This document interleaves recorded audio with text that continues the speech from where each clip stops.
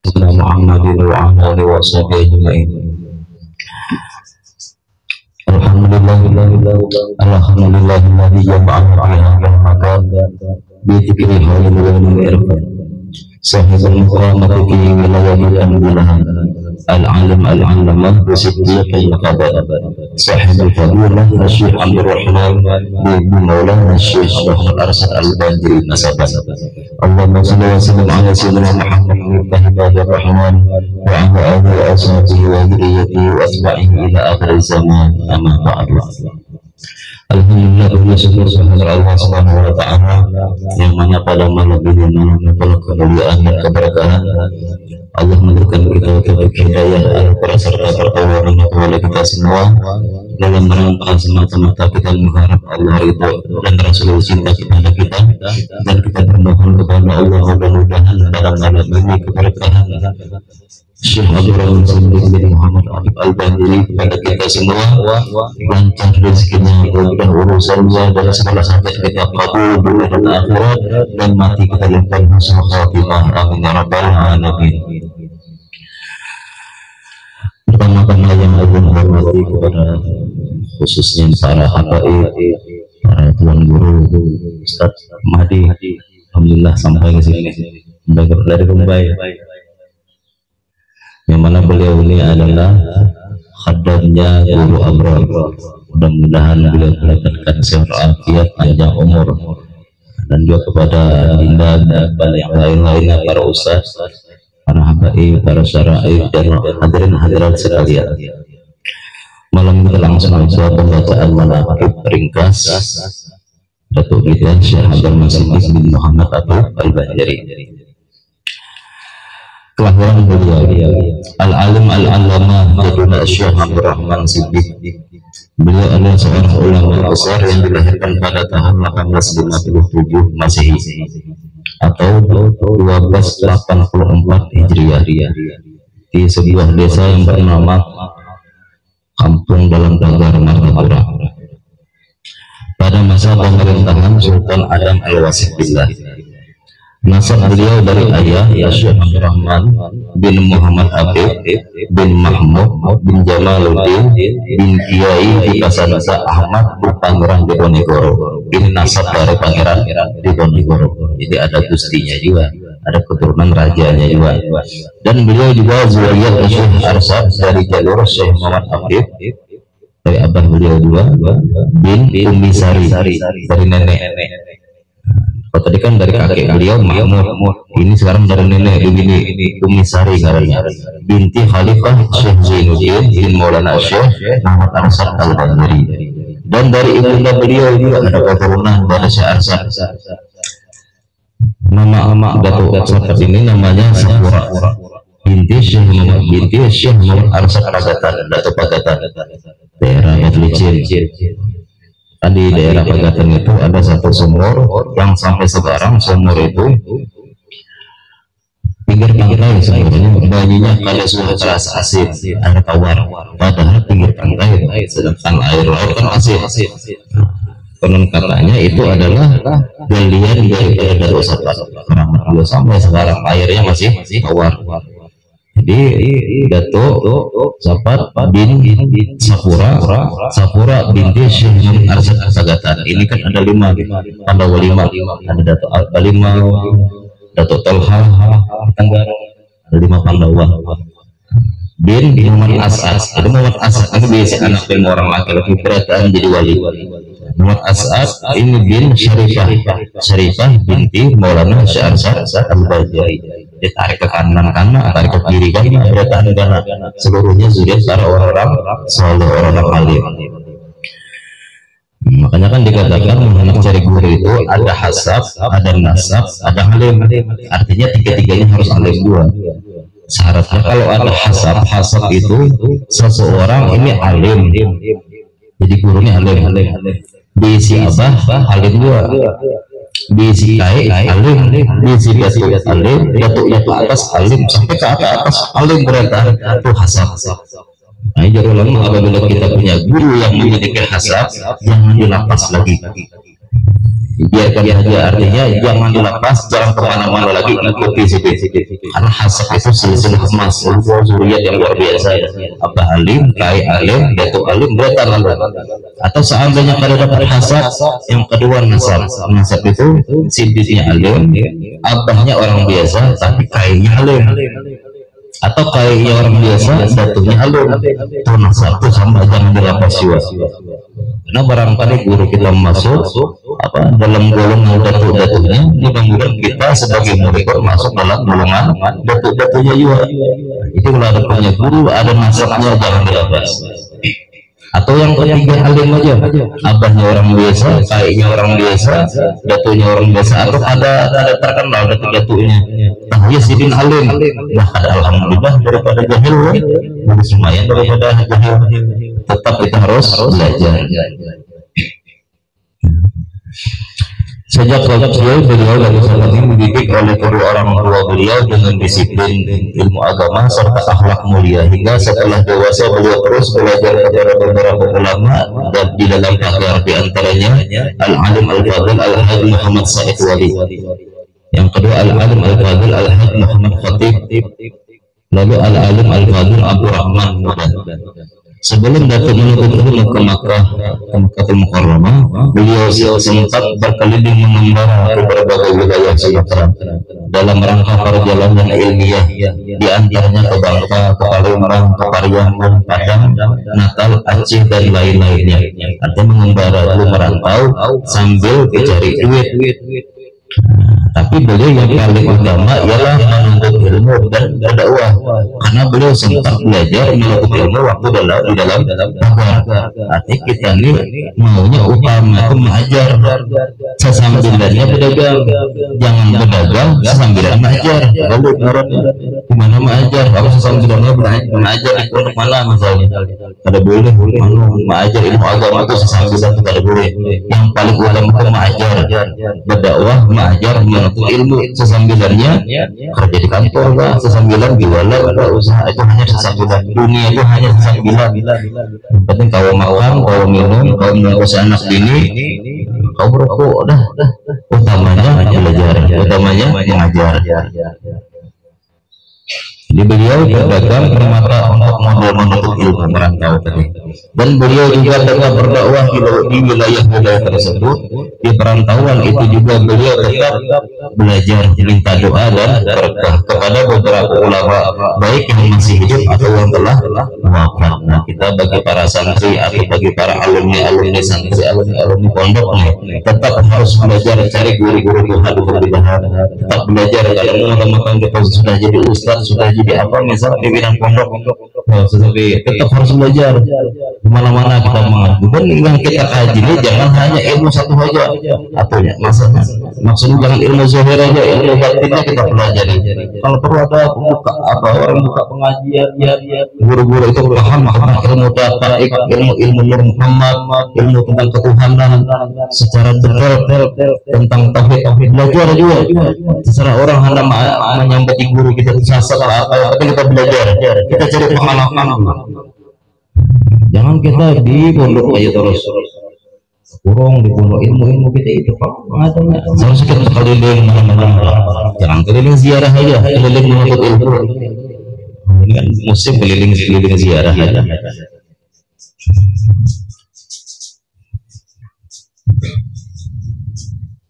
Baik yang masih hidup ataupun yang sudah wafat. Jadi kerjaan betul saat waktu muda dulu ya silaturahmi ke guru-guru yang masih mau belajar dan sering-sering ziarah. Kemudian setelah itu beliau meminta izin kepada orang tua beliau, keluarga serta guru-gurunya untuk meneruskan menuntut ilmu ke Makkah kurang lebih 7 tahun. Ada yang mengatakan 7 tahun ilmu, 3 tahunnya nampak beliau menuntut ilmu, 3 tahun itu belum membawa kita kemana-mana, nampaklah belajar itu jangan jadi penampakan diri lah, belajar. Nah, ada yang mengatakan selama 3 tahun dari belajar, kalau 2 tahun karena kelihatan lagi belajar, masih main aja. Itu kan sempat terjadi fitnah tuh. Sempat datuk landak terus. Kan nih hampir nih karena karuan belajar. Karena selama 2 tahun itu beliau ya karena ada cerita kan waktu di dalam pagar kan beliau paling ketujuh belajar itu diam-diam. Turun dari bawah rumahan, keluar dulu ke malam. Pukul atau kadang tidak menampakkan diri belajar ya. Nah, selama 2 tahun mengatakan riwayatnya beliau belajar secara diam-diam. Nah, setelah habis 2 tahun tambah 3 tahun pertama tadi kan 5 tahun. Nah, jadi guru tiba-tiba jadi guru langsung di Masjidil Haram. Jadi 7 tahun tadi 3 tahun yang nampak belajarnya, tahun belajar sesembunyian, 2 tahunnya belajar. Ini kita nampak ada sesungguhnya ada ujungnya buat pengajian kacau mondok kada jelas di mana gurunya tiba-tiba bawa pengajian karena keluasan ilmu datuk maka datuk diberi gelar oleh gurunya Siddiq. Di antara guru-guru beliau selama di Makkah Syekh Sayyid Zaini Dahlan. Syekh Sayyid Zaini Dahlan ini guru daripada Syekh Hasim As'ari dan Syekh Ahmad Darwis atau Ahmad Dahlan pendiri Muhammadiyah. Lalu Syekh Nawawi Al-Bantani, Syekh Bakri Saka dan Syekh Muhammad Said dan lain-lain banyak guru-guru sini. Di antara sahabat datuk sahabat selama di Makkah ialah Syekh Ahmad Khatib bin Fadl, Syekh Umar As-Sundawi, Datuk Awam Ali Kelantan, Syekh Sulaiman Al-Rasuli Canggung, Syekh Ali Junaid Barau dan lainnya. Setelah pulang ke tanah air, beliau menuju ke kampung halamannya menemui keluarga. Tetapi tidak lama beliau di Banjar, kemudian beliau melanjutkan kembali merantau dan sempat beliau singgah ke Batavia, Jakarta, lalu ditawarkan menjadi mufti, tetapi beliau menolak. Dan ketika Sultan Johor pun beliau ditawarkan menjadi mufti, tetap beliau menolak. Sebelum beliau bermukim di Sabar, terlebih dahulu beliau bermukim di Pulau Bangka kurang lebih 15 tahun. Dulu kan yang merantau awal-awal dulu Datuk Landak dan Gusti Kecil. Yalah. Nah, ini keturunan Gusti Kecilnya. Ini keturunan Datuk Landak. Ini sama pada bubuhan juga atasnya, sama pada rombongan Gusti juga. Dan akhirnya di Indragiri inilah beliau menerima tawaran menjadi mufti oleh Raja Sultan Mahmud yang berkedudukan di Lengan, tetapi dengan beberapa syarat sebagai berikut. Yang pertama, tidak mengganggu kegiatan hamba dalam belajar mengajar yang berkedudukan di Hidayat Sabar. Boleh saat pejabat-pejabat mengangkat kita, pejabat-pejabat hormat lawan kita, memuliakan kita, pejabat orang sugih membantu kita, menolong kita atau memberikan dananya lah untuk pondok untuk majlis, silakan. Tapi wahai para pejabat jangan diatur, kita ini jangan diatur. Bukan sombong hendak mengatur diri seorang, karena kita di jalan kita ini memang bidang agama atau bidang dakwah. Tiba-tiba yang menjabat pejabat ini kan kada bidang dakwah, bukan pemerintahan, mengatur orang yang bidang dakwah, ujung-ujungnya duit pilihnya. Ini sama-sama si tuan guru kadang mengganggu pemerintah jangan mengganggu tuan guru. Jadi sama-sama ketika ada masalah rembuk musyawarah. Lalu yang kedua, hamba tidak berkenan menerima upah atau gaji selama hamba menjabat sebagai mufti. Artinya kita ini misalnya mengajar, mengajar di pesantren atau ceramah misalnya, jadi dari orang yang buat, nah hasil uang tadi atau amplop yang diberi orang tadi itu bukan pemberian atas dasar gaji ceramah lain. Kalau ada hubungannya antara ceramah lawan duit, antara kita mengajar menyampaikan ilmu lawan duit, itu kalau ada hubungannya. Mengajar manfaatnya untuk akhirat, manfaatnya orang yang mendengar diri untuk agama, mengamalkan amalan untuk keselamatan dunia dan akhirat. Duit untuk apa? Makan minum, untuk dunia kebanyakannya.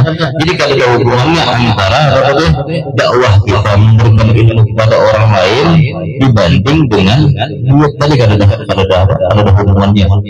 Jadi kalau ada orang memberi duit itu hadiah, hadiah. Jadi jangan lagi lah kita nyambat kepada guru kita, guru ini urus sedekah, jangan kepada badat, sedekah lawan guru kepada badat, apalagi urus sedekah kepada badat. Para habaib zuriat Nabi kita menerima sedekah. Jadi paling bagus, paling barat itu guru ampun dia, ampun maksudnya apa? Punya dia. Jangan kalau perlu hadiah pun jangan dia. Sekurang-kurangnya kalimatnya hadiah, jangan pakai sedekah. Akhirnya Sultan pun memperkenalkan syarat-syarat tersebut selama lebih kurang 27 tahun atau lamanya menjadi mufti Kesultanan Indragiri dengan kesukaan dan kedukaan selama menjabat menjadi mufti.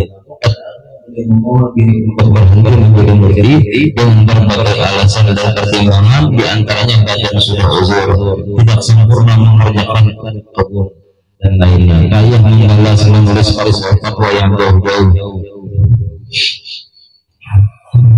Jadi mungkin tiada berkarya semata-mata karena Allah. Waktu sahabat tinggal di sebuah kampung diberi nama Al-Hidayah. Mudah-mudahan kita berdoa dengan berkat nama Hidayah ini Allah berikan hidayah kita setiap saat, setiap menuntut ilmu dan ibadah. Artinya negeri ini yang mendapatkan petunjuk dari Allah. Beliau memiliki 9 orang istri, beliau orang istri, anaknya pun lebih kurang berapa 30 orang anak dan beberapa orang menantu. Anak banyak jadi cimpak kalau beradaan bagus sesuatu sipil anak 30 orang tapi jadi orang alim bermanfaat ada anak untuk seharusnya banyak gitu banyak anak ajar aja banyak ini banyak anak cetak cimpak mengalihi orang selama di Hidayat sahabat ramailah orang datangan berkunjung dan berziarah dari berbagai negeri dan suku. Ada yang menuntut ilmu tempat itu, ada yang minta amalan, ada minta fatwa, ada minta doa dan ada minta berkah. Serta memberikan hadiah ala kadarnya kepada tuan guru. Ada yang berupa padi, emas, uang, kain, buah-buahan.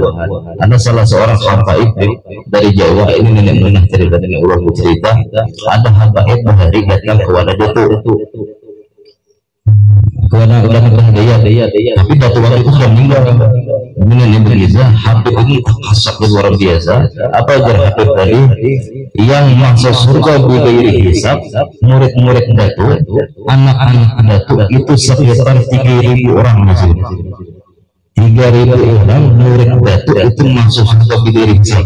Dapat sahabat-sahabat Datu sahabat luar biasa. Murid-murid itu 3.000 orang.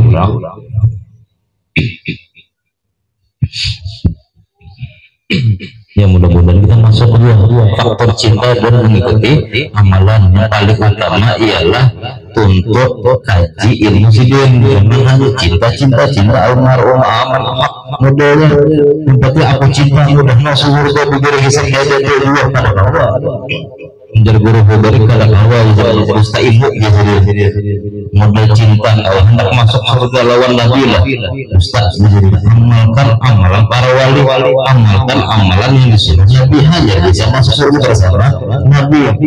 Ini berharap dari ketinggian ya benar benar bingung juga dia diselamatkan kada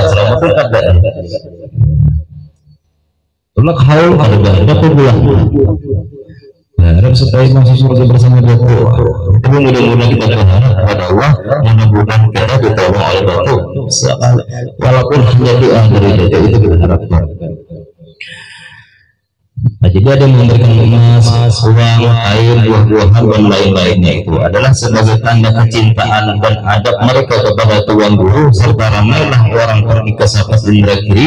Ada yang pindah ke sana, ada yang saudara berkunjung dan tinggal beberapa bulan bahkan bertahun-tahun di sana semata-mata untuk menuntut ilmu serta menolong tuan guru dalam membangun negeri, masjid, madrasah sambil berkebun, berladang dan lain-lainnya. Semuanya diperuntukkan buat membangun agama, buat membangun agama. Karena kita ingat pesan guru khair yang paling bagus, hendak dapat keramat, dapat kewalian yang pertama kita harus mengutamakan agama dulu, hanya keluarga, hanya pribadi.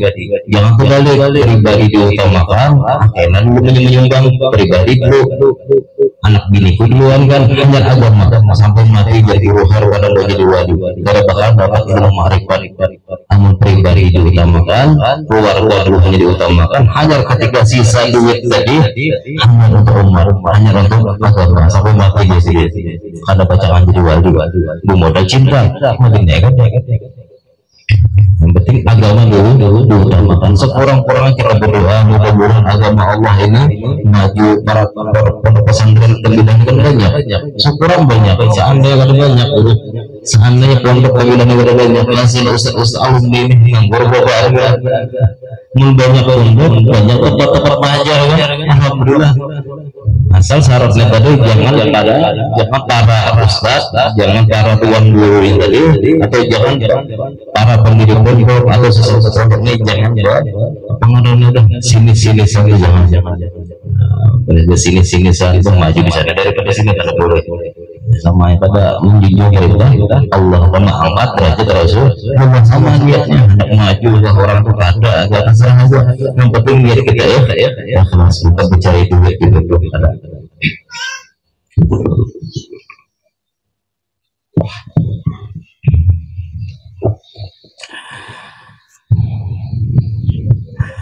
Maka dengan kealiman beliau yang luar biasa, beliau adalah sahabat juga memiliki berbagai karamat kemuliaan yang amat banyak. Baik semasa hidup beliau hingga sesudah wafatnya, di antara karamatnya ialah manakala kaum Belanda ingin menangkap beliau, tiba-tiba menghilang yang terlihat hanya sebuah pohon besar. Di antaranya pula segala binatang laut dan darat tunduk kepada beliau seperti harimau, buaya, ular. Ketika tuan guru mengajar, tiba-tiba ada seekor harimau di tengah-tengah pengajian, namun beliau tidak beranjak sedikit dari tempat duduk, dan beberapa murid lari sebagian meninggalkan tempat tersebut karena takut. Karena ada sejarahnya harimau itu memakan atau menerkam orang alim, beribu hari kan ada sejarahnya. Itu tuan guru mati diterkam harimau ya, kalau ada sejarahnya. Jangankan tuan guru, penuntut ilmu juga ada sejarahnya diterkam harimau, diterkam buaya. Jadi mau kita sambil mau onjol santai sampai buaya kan banyak, utang banyak sekali. Cuman syariat perlu juga jauhkan sedikit, jangan terlalu parah. Di antaranya pula ketika seseorang saudagar pergi berlayar ke Singapura, tiba-tiba angin kencang sedang menghempas perahu layar mereka, dan mereka memanggil dengan panggilan ya Syekh Abdurrahman Siddiq, ya Syekh Abdurrahman Siddiq. Kita baca syair tadi itu sama tuh tawasul ke ya Syekh Abdurrahman Siddiq. Alhamdulillah, syair ini luar biasa syairnya. Mulai banyak orang tahu ya Syekh Abdurrahman Siddiq ini, dan kita doakan kepada pengarangnya. Sebab pengarangnya Haji Muhammad Irwan bin Darman Syah. Kita doakan mudah-mudahan beliau diambil dosa-dosanya, dilakukan kuburnya, dan diberikan rahmat, anugerah dan pertolongan, dan selalu disertakan omongan dan kesabaran, karena beliau memuji dengan ikhlas dan dengan berkat syair ini mana-mana orang tahu betul-betul sempat.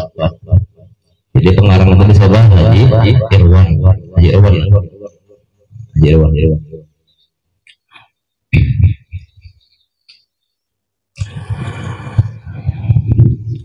Jadi beliau termasuk apa? Syekh Abdurrahman ini ahlul darat ini apabila kita kepepek atau apa perlu bantuan, panggilan dia ya Syekh Abdurrahman. Jangan ya Abdurrahman, ya Syekh Abdurrahman. Lalu siapa yang memegang haluan kapal itu, maka berhentilah angin tersebut. Inilah yang dinamakan dengan tawasul. Di antaranya pula ketika beliau meninggalkan negeri Banjar menuju Sumatera, beliau ditanya orang, siapakah yang mengajarkan kami kalau tuan guru pergi dan pagar sederhana ke Sumatera? Lalu orang dalam Banjar berkata, wahai dari siapa kamu yang keluar? Siapa mengajarkan kami di sini? Siapa membimbing kami di sini? Maka ada sahabat langsung menepuk pundak Tuan Haji Zainal ini. Ada fotonya kayak ini. Nah, Tuan Guru Haji Zainal ini kuburan sidin juga rangkaian Tuan Guru Haji Zainal ini. Maka akhirnya beliau yang menggantikan dari sahabat pada waktu itu, inilah yang dinamakan foto. Makanya kan ada ijazah, injil mereka ada ijazahnya. Itulah menjinjit. Kita ada murid-murid macam dijinjit. Ada silsilahnya, ada sanadnya. Mencapai hidup ada silsilahnya juga, ada sanadnya juga. Ijazahnya sama penapak bahu. Ada guru menapak bahu murid, insya Allah dapat foto sama nih kepala. Menumbuk ada darah, napak bahu gitu nah.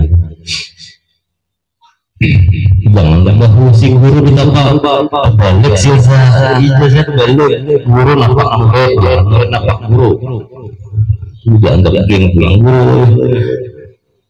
Maka yang terbesar dari beberapa orang tersebut tadi adalah karamat ilmu dan amal. Karamat paling mulia itu adalah karamat menuntut ilmu, rajin istiqomah dan beramal. Istiqomah itu yang paling utama, karena tujuan kita semata-mata lillahi ta'ala, bukan dari karamah. Bukan semata-mata kita beramal lalu mendapatkan karamah, lalu apa itu amalan itu terhenti orang terhijab oleh karamah. Itu tujuan kita semata-mata karena Allah.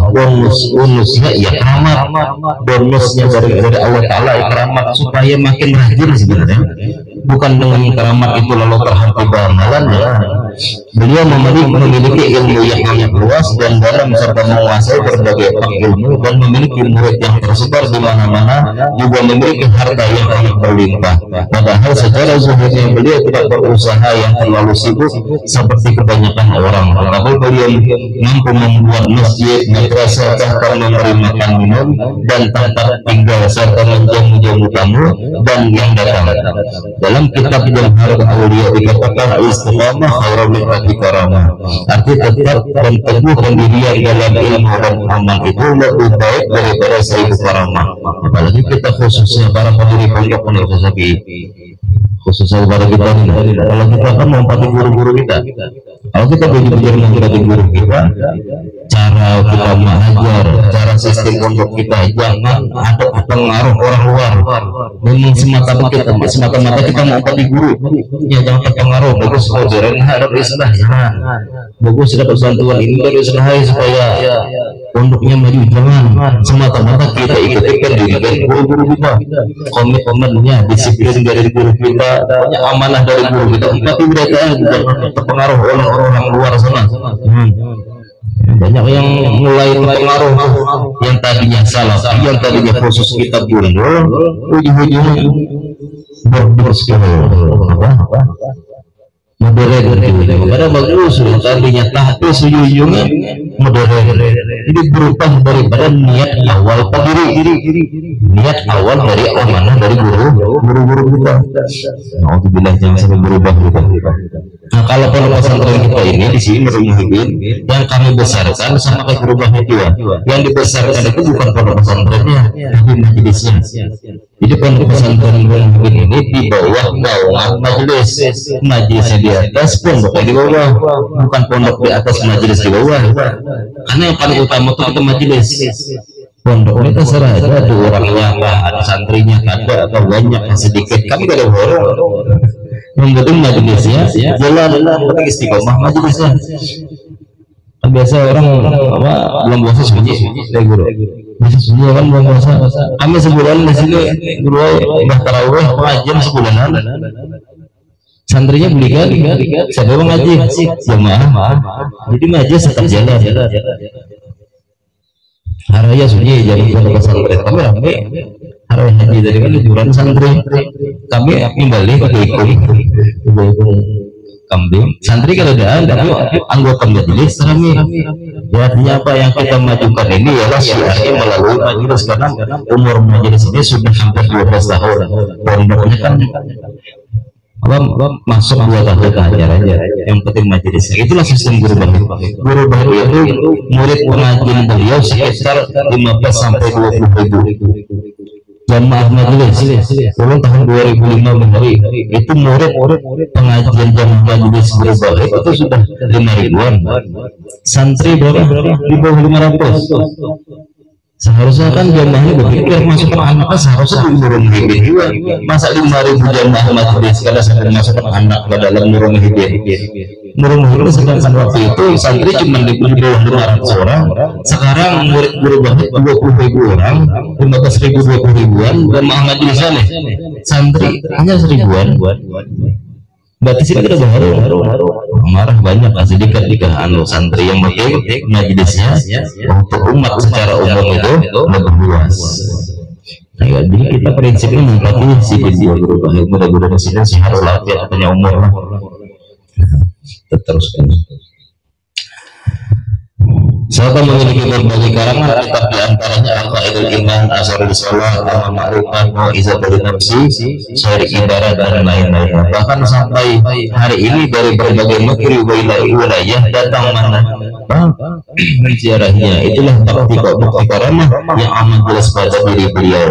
Yang kita sukanya di daerah Banjar, Malaysia di mana-mana itu mengajar kitab betul jamaahnya banyak di Tembilahan jarang mengajar kitab betul apalagi belajar kitab betul pensupan kita nih kita tinggal di sambil wilayah Datu Sapat wilayah Datu Sapat kadang-kadang belajar kitab betul supan gitu orang di luar sana alim dengan kitab betul kita jauh dari kitab betul mudah-mudahan kita mau belajar belajar anak guru mana apa yang dua kitab betul terakhir di antara nasihat di antara nasihat dan sesuatu yang kami ambil daripada nenek kami Najib Maimunah binti Syabir Masjid. Kata beliau waktu kita sakaratul maut itu yang paling dibutuhkan adalah ilmu tauhid dan ini pesan satu. Jadi jangan kada belajar ilmu tauhid itu pesan satu. Yang kedua orang tua yang kadang-kadang mendidik anaknya dalam urusan agama maka dikubur akan disambut oleh malaikat azab. Orang yang kadang-kadang mendidik anak urusan agama setelah hendak masukkan anak ke pondok alhamdulillah bagus kadang-kadang masuk ke pondok SMP tapi bisa nggak mengaji bisa lah sekarang ada waktu bagus gak baca al-Fatihahnya anak kuliah umum silahkan tapi bagus lah ibadahnya kamu ada bagus saya memperhatikan ibadah anak-anak tadi walaupun sekolah umum maka insya Allah seorang tua tadi masuk ke kubur yang menyambut malaikat azab karena kadang baharum di anak dia mencetak 40 kadang-kadang ajari dimakan ngalih dimakan bermuara cuma dimakan beracun jadi kan umpan unjun bengular masih lumayan ulijin sedangkan yang mendidik anaknya menyekolahkan anaknya ke agama atau mendidik anaknya dengan urusan agama sekalipun sekolah umum yang penting anaknya bisa mengaji sembahyangnya bagus maka akan disambut oleh malaikat rahmat ini masalah disambut tapi nenek kami itu mencontohkan presiden dengan contoh artis Sultan kan datang hari sebelum pemilu yang menyambut artis siapa nyambut artis seandainya di Tembilah ini ada kan datang peserta kan datang aku benar dia yang suka lagu-lagu umum berterban seandainya datang artis yang menyebut siapa pasti orang yang suka hiburan coba yang datang tuan guru habaib yang datang saya menyambut para penonton ilmu itu contohnya artis yang menyambut yang suka hiburan Habib dan para ulama datang yang menyambut orang yang tertuju dengan habaib dan ulama. Jadi contohnya tidak mau kita kada bohong di anak kada bohong di agama anak tadi yang menyambut kita malaikat azab. Jadi berhubung orang-orang yang mau menyekolahkan anaknya ke pondok. Belum secara umum aja pondok mana aja bukan promosi supaya masuk pondok ini ada. Secara umum aja pondok mana aja yang penting jangan wahabi. Dan Kemudian ketiga, jangan pada belajar kitab-kitab itu, khususnya kitab yang tiga ini, Aqaidul Iman, Asrarus Shalah, dan Amal Ma'rifat. Yang keempat, amalkanlah la ilaha illallah tabaqat hati adrikni ya Allah, Muhammadur Rasulullah tabaqat hati adrikni ya Rasulullah. Baca la ilaha illallah tabaqat hati adrikni ya Allah, Muhammadur Rasulullah tabaqat hati adrikni ya Rasulullah. 3 kali atau 7 kali atau 11 kali setelah selesai sholat 5 waktu. Ini faedahnya yaitu cepat bisa apa namanya belajar ilmu tauhid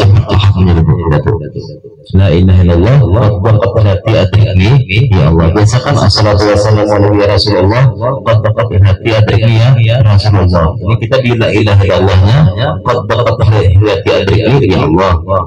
Waktu Muhammadur Rasulullah qad baqat hati adrikni ya Rasulullah.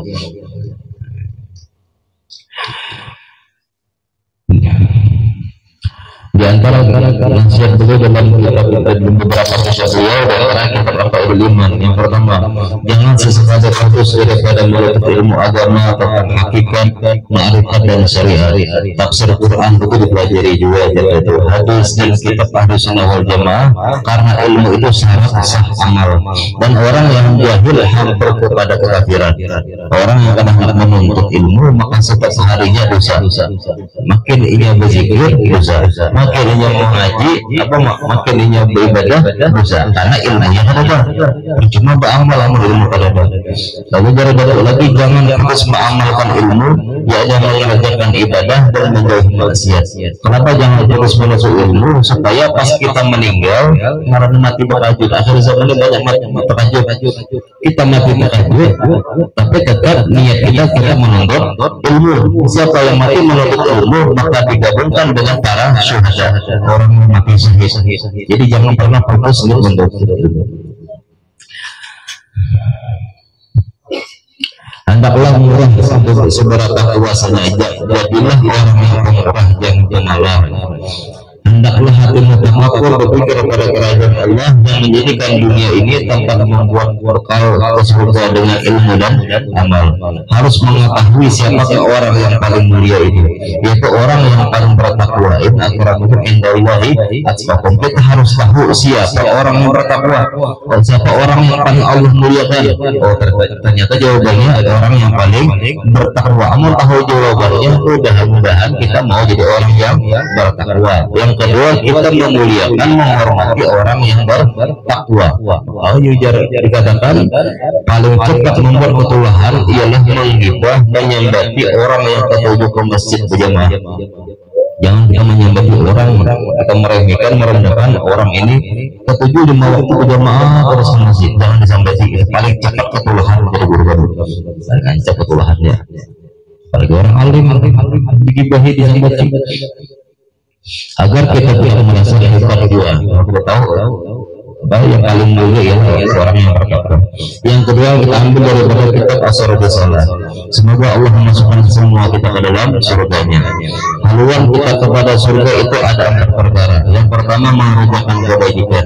Yang kedua, kasih sayang penyayang kita atau menghubungkan diri kita kepada aulia Allah. Kita akan sayang dengan wali-wali, kita menghubungkan diri kita kepada wali-wali. Kita mengadakan haul, mengirimkan Fatihah, mengirimkan baca-bacaan yang kita adakan di sini. Kita kirimkan kepada wali-wali Tuhan, kepada Allah Ta'ala, maka wali-wali itu berdoa kenal dengan kita. Kenal dengan si Anu ngirimkan ke aku nih, punya sampai di pada masa mana diingatkan. Yang ketiga, mengerjakan suruh dan perintah Tuhan. Yang keempat, tawadhu, merendahkan diri pada makhluk. Kita menghormati orang, memuliakan orang bukan karena garisnya, bukan karena inya berkopiah, bukan karena inya haji, bukan karena inya orang yang kelihatannya bagus. Semata-mata kita menghormati, memuliakan orang karena sesama umat Nabi Muhammad. Jadi ketika kita menghormati inya di pakaian yang bagus, berpulang kemana-mana kita hormati. Orang yang preman, pada kita hormati jangan. Kita sampaikan kepada seluruh umat Nabi Muhammad. Siapapun kita hormati, kita hargai. Dan yang ketiga terakhir daripada kitab amal ma'rifat, risal amal ma'rifat, siapa yang mengenal dirinya maka dia kenal dengan Tuhannya. Siapa yang mengenal diri maka kenal kepada Tuhannya. Artinya jika dia menyatakan, contoh dia menyatakan Allah Ta'ala Maha Kuasa, maka dia mau diatur oleh Tuhan. Kalau kita yakin Allah Ta'ala berisi sifat kudrat, sifat ma'ani, kudrat kan maha kuasa, qadirul maha yang maha kuasa, mau diatur. Jangan kita mengatur Tuhan, kita mau diatur oleh Tuhan. Maksudnya tunduk dengan syariat Muhammadiyah, syariat dengan Rasul, syariat Rasul harus tunduk. Apapun yang suruh Nabi mau aja, itu maksudnya. Karena dia merasa dirinya lemah, contoh dalam surat Ma'ani tadi.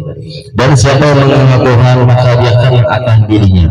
Siapa yang mengenal Tuhan Allah Qadirun, Allah Maha Kuasa, maka yang kenal dengan dirinya dia lemah, dia hina. Dan siapa mengenal Tuhannya maka jahil akan dirinya. Inilah awal-awal mengenal bahwa dirinya itu fana. Baru kita kenal bahwa diri kita ini fana karena memiliki kebaikan apapun. Kalau kita beramal kebaikan semata-mata Allah yang berbuat baik melalui diri kita, bukan kita yang baik, tapi Allah yang memperlihatkan kebaikannya melalui kita. Kita melihat kebaikan orang kepada diri kita, berarti Allah bertajalli kepada orang itu. Allah memperlihatkan kebaikan dirinya melalui orang itu. Jadi sama-sama baik mereka. Dan kita hendak membalas, harus mengingat supaya orang mengingat biasa kita, atau kita merasa kita banyak berbuat baik, jangan sampai dipikir. Nah, itu kita lihat kebaikan Tuhan, bukan kebaikan diri kita. Artinya yang dipandangnya hanya Allah lah, hanya Allah. Tidak ada pengakuan sama sekali bahwa dirinya mempunyai kekuatan, mempunyai kehendak, mempunyai ilmu, bisa mendengar, bisa melihat, dan bisa berbicara. Dia tidak merasa ada tetapi diadakan. Dia tidak merasa ada usaha ikhtiar tetapi Allah yang menolong. Walaupun sugih, walaupun berduit, semata-mata Allah yang mengusahakan kita supaya diisi duit, supaya diisi macam harta benda tadi. Dia tidak merasa melihat, tapi semata-mata dia diperlihatkan oleh Tuhan. Bukan mata ini bisa melihat dengan sendirinya, tapi Allah memperlihatkan kita. Dia tidak merasa berkehendak, tapi Allah yang menghendaki, atau dia dikehendaki oleh Tuhan. Dia tidak merasa mengetahui, tetapi dia diberitahu. Kita mendapat ilmu lawas, kita belajar lawas, lalu kita tahu segala-galanya. Lahu alim, nah istilahnya semata-mata Allah yang alim, bukan diri kita. Sesaat saja berburu, tapi orang menyatakan dirinya tahu alim, pada waktu itu juga, pada saat itu juga ketahuilah ini jahil. Satu waktu kita menyatakan aku tahu, aku alim, langsung turun derajat jahil, tidak alim lagi. Karena menyatakan diri alim itu, dan kemudian dia tidak merasa dia tidak merasa mengetahui tetapi dia diberitahu. Dia tidak merasa mendengar tetapi dia diperdengarkan. Dia tidak merasa bisa berbicara diisi malam tetapi ditolong oleh Allah Ta'ala kepada kita. Dan mudah-mudahan amal-amal kita ikhlas karena Allah semata-mata untuk mengangkat derajat Rasulullah SAW dan membuat cinta beliau kepada kita berataan ala dunia ila hadratin Nabi al-Fatihah.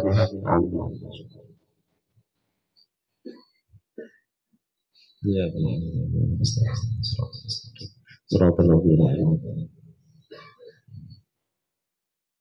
kita langsung bawa halul karena habis maghrib tadi bagi yasin, tahlil, dan haul jamak sudah kita bacakan. Jadi kita tinggal baca doa haul aja.